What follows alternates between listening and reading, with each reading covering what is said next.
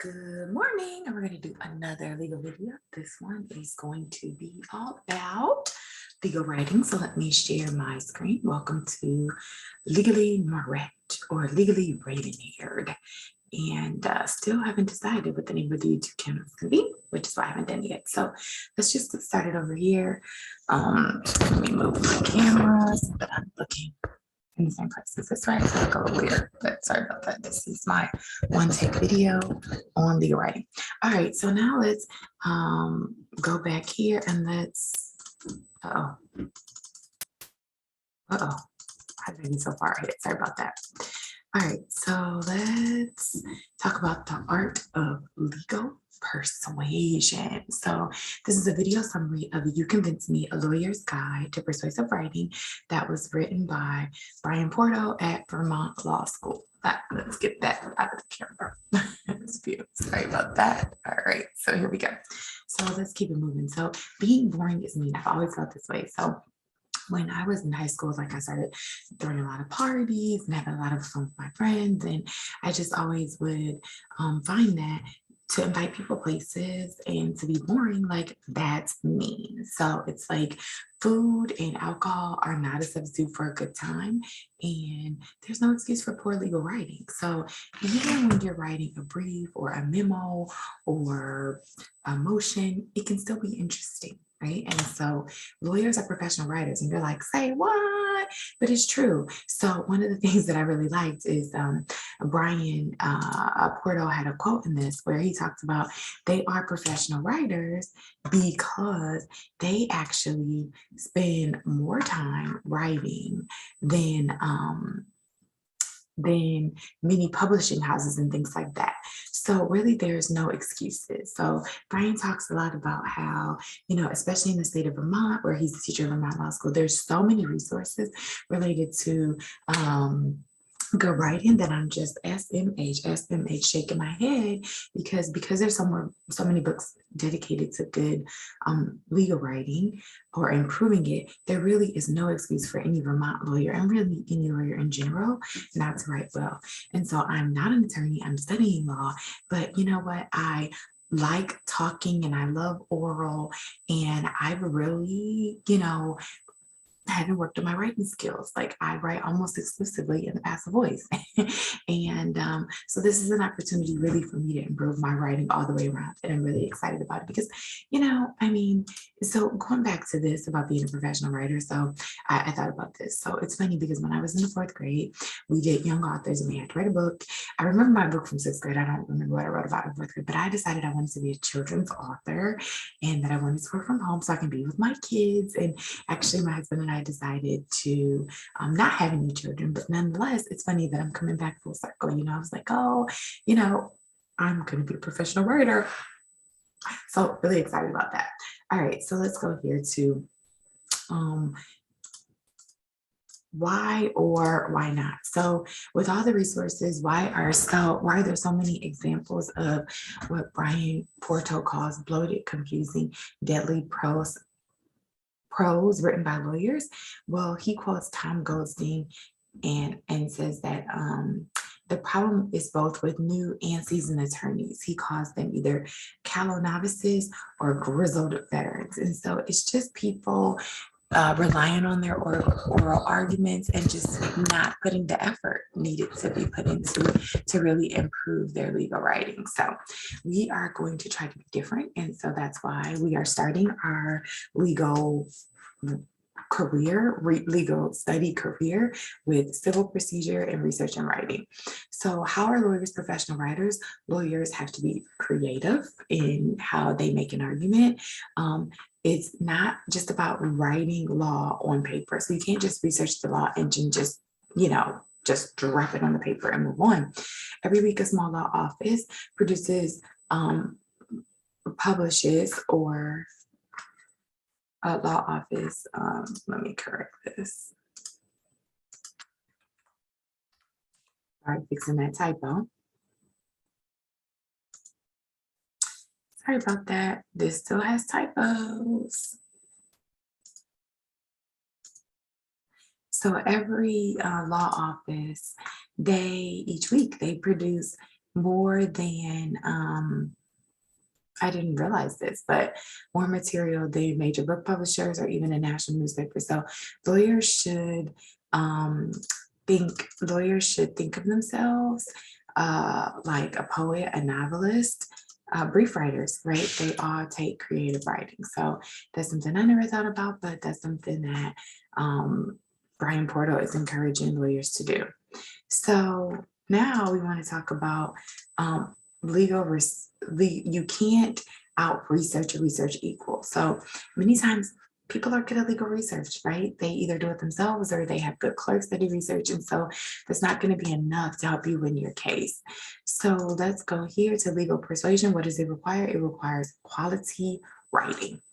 So we don't want no half-baked briefs. So legal briefs often win case. So especially when it comes to state and federal appellate courts, they hear fewer and fewer and shorter oral arguments than in the past. In many cases that if you do have an oral argument, you only have 30 minutes, you can make 1 or 2 points, and then it's going to be time for questions from the bench. So the briefs arrive at the court a month or so before the oral argument, and many judges have already made their decision based on your brief. Okay, so when I think about no half-baked brief, it's like you make this beautiful cake and you put it in the oven and you don't put a knife or toothpick in the middle and it's all gooey on the inside. So no half-baked briefs or brie. Although honestly, I'm not a big fan of brie cheese, but I couldn't help myself. So trial versus appellate. In the trial setting, you have a greater chance to compensate for weak oral arguments, but honestly, trial judges have less time to reflect on your written arguments. So your writing really needs to persuade. So everybody is on a time crunch. And so that's what we really want to remember here. So now this is Samuel Johnson. He lived from September 18, 1709 to December 13, 1784. He's often called Dr. Johnson. He was an English writer who made contributions as a poet, a playwright, an essayist, a moralist, a critic, a biographer, an editor, a lexicographer. He was also devout Anglican, don't know why, but Wikipedia talks about his religion, and he was a committed Tory. But the Oxford Dictionary of National Biography calls him arguably the most distinguished man of letters in English history. So who was this guy with the wig on? Well, one of the things he said that I loved is that what is written without effort in general is read without pleasure. So we don't want to bore people, please people with good persuasive writing. So what's the first thing? So we want to do the breakdown. We want to spend 30% of our time on research, 40% of our time on composing, and then 30% of our time editing. I've heard some books, they have different stages of what they call it. And so it can be very difficult to start editing too early. So the Madman, I do what's called a whirly-burr outline, and the Madman just gets everything down on the paper, right? And then you start organizing it into a regular outline, and then you go ahead and you then start composing, and then you come back like that surgeon and you edit it. But each process is very important. So it was Peter Tiersma who really talked about this breakdown of what it should take. And at all costs, he wants you to avoid legalese, right? Lawyers cling to it. I think people feel like it makes them sound intelligent, but we want to get rid of it. So we want to do good legal writing is good nonfiction writing. So some of the things we want to do is use the active voice. We want to keep sentences short. We want to avoid legal jargon, weak verbs, and superfluous words. We want to replace herein, here and above, here under, therein with here, there. Sorry about that, that's spelled wrong.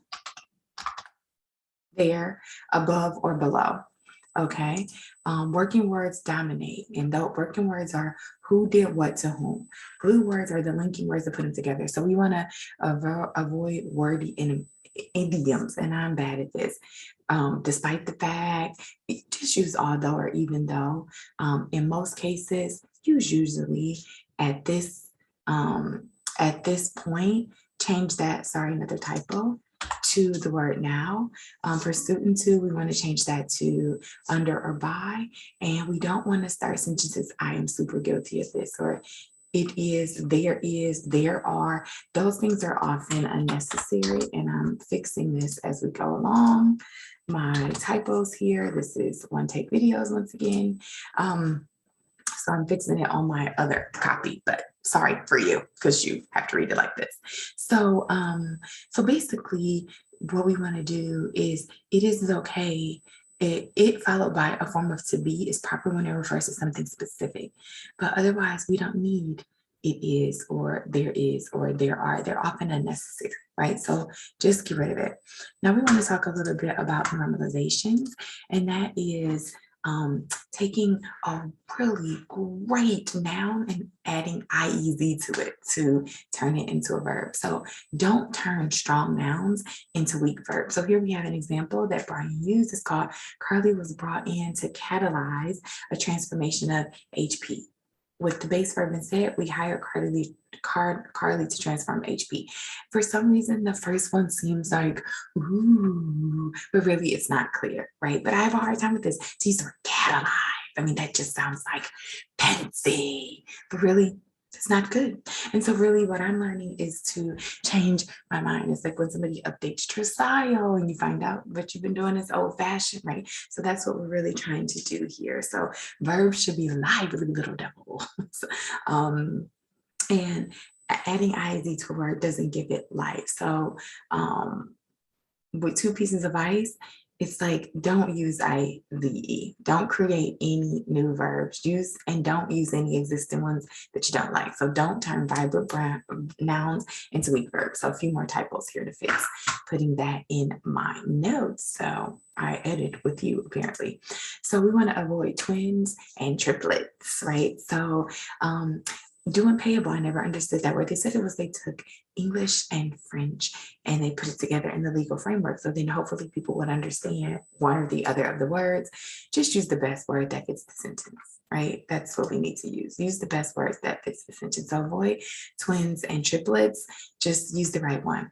Active versus passive voice. I am the worst at this. So in grammar, voice is a way of classifying a relationship between the action in the sentence and the one or ones doing or not doing the action. So active voice is a grammar term used to classify sentences in which the subject of the sentence is the one actively performing the action of the verb, whereas passive voice, the subject is acted upon. So in active voice, the subject does the action.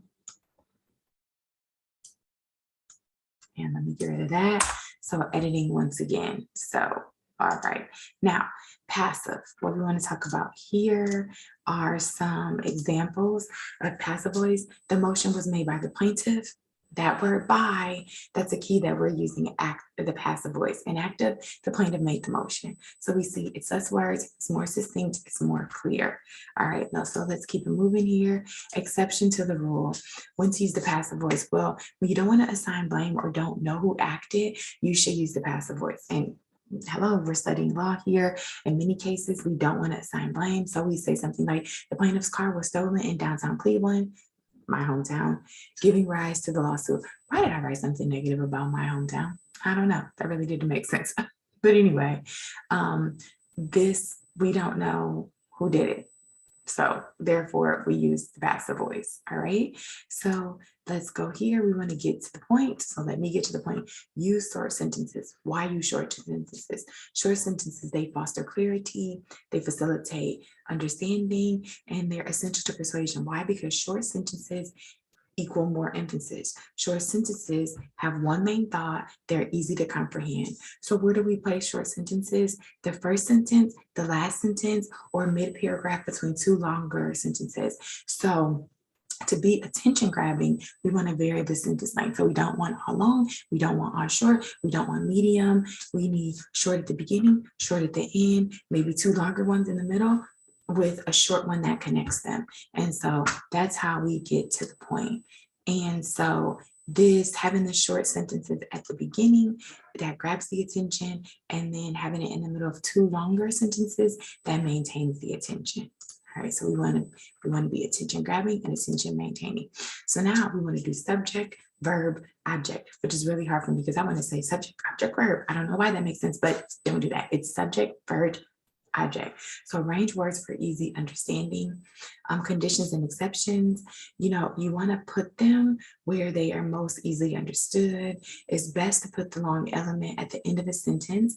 Two examples or a difference of this is when the condition of exception is short and needs to be at the beginning, put it there. So for example, a lawyer may disclose client's confidential information if disclosure is necessary to prevent, mitigate, rectify substantial injury. Okay, therefore you see where it's placed. Now, here you are, you're at the airport. It's very important, except for US citizens, all persons passing this point must have a valid passport, baggage clearance certificate, and yellow entry card. Hello, you're at a point. It's a sign. People need to go, fork in the road, this way or this way. So you want to put the exception first so people don't start walking in the wrong direction. Word arrangement, very important in the first paragraph or two of your brief or memorandum to grab the attention. The first paragraph in each section that holds the attention. So lawyers, like journalists, need to have short and persuasive lead and introductory paragraphs. Just like sentences, paragraphs should vary in length, but aim for short ones. If a paragraph takes up a whole page of text, it's too long. Break it up into several paragraphs. All right. So now let's talk a little bit about our sentences.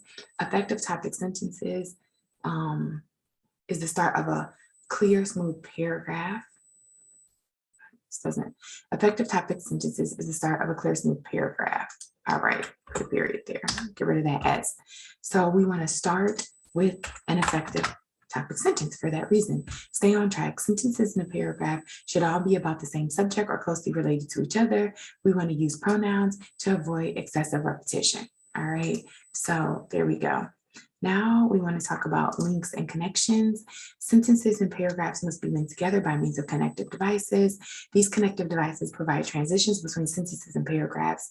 Narrative flow is important and logical construction of writing is important. Type of connections, we have explicit connectives, pointing words, which will be this, that, those, and the, or echo words, words or phrases that partially reiterate the previously mentioned idea. All right, and all those are very important. So made some edits here. Thank you for editing with me live so that I can get my presentation together. This is going to be probably a 4-part series.